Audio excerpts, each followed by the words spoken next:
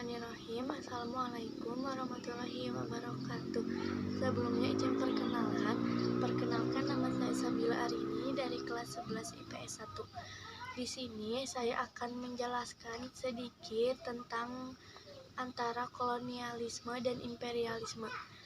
Sebelum ke perburuan mutiara dari timur dan perebutan hegemoni, terlebih dahulu saya akan menjelaskan apa itu kolonialisme dan apa itu imperialisme.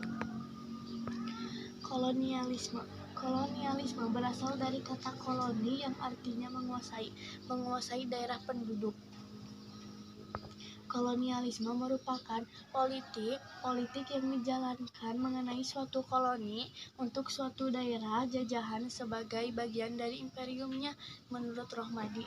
Jadi, kolonialisme bisa diartikan suatu usaha yang dilakukan oleh suatu bangsa untuk menguasai bangsa yang lain di luar wilayahnya sendiri.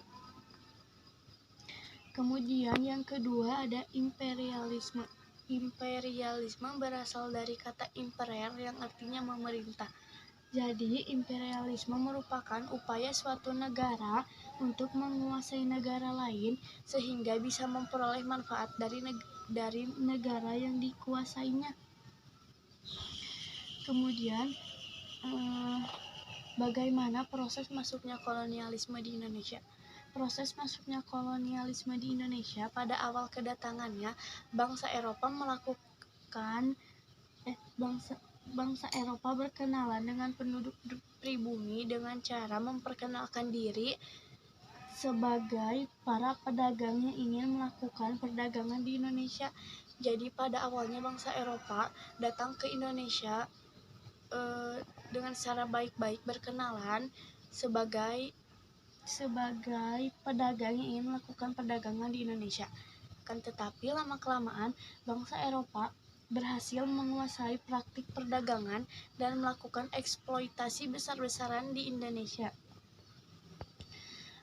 Perburuan mutiara dari timur dan perebutan hegemoni.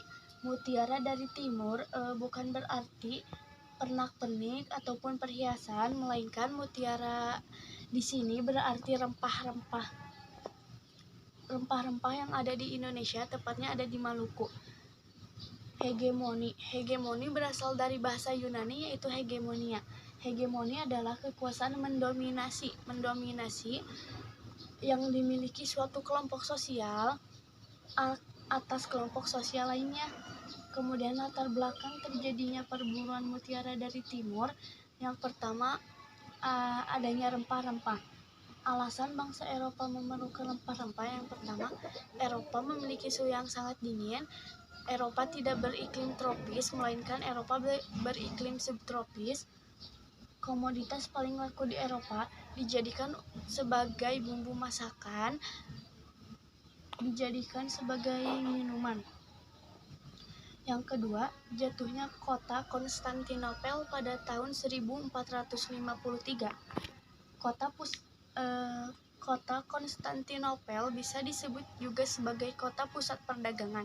Pusat perdagangan seperti batu mulia, emas, perak, gading, sutra, dan rempah-rempah dengan harga yang sangat murah.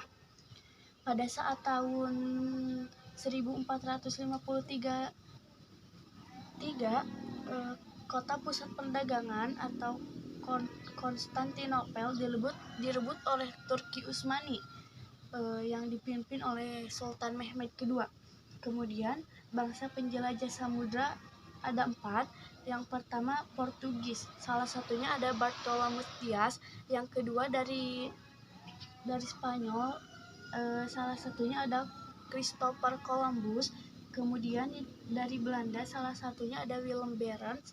Kemudian dari Inggris ada Francis Drake. Faktor lain bangsa Eropa melakukan penjelajahan yaitu adanya semangat 3G ataupun aspek 3G, yaitu gold, glory, dan gospel. Gold memburu kekayaan dan keuntungan dengan mengumpulkan emas, perak, dan bahan tambang lainnya. Glory memburu kejayaan, superioritas, dan kekuasaan. Dan yang terakhir Gospel menyebarkan tugas suci untuk menyebar agama seperti agama Katolik, Hindu, dan lain sebagainya. Sekian penjelasan dari saya. Mohon maaf apabila ada kesalahan dan kekurangan. Wassalamualaikum warahmatullahi wabarakatuh.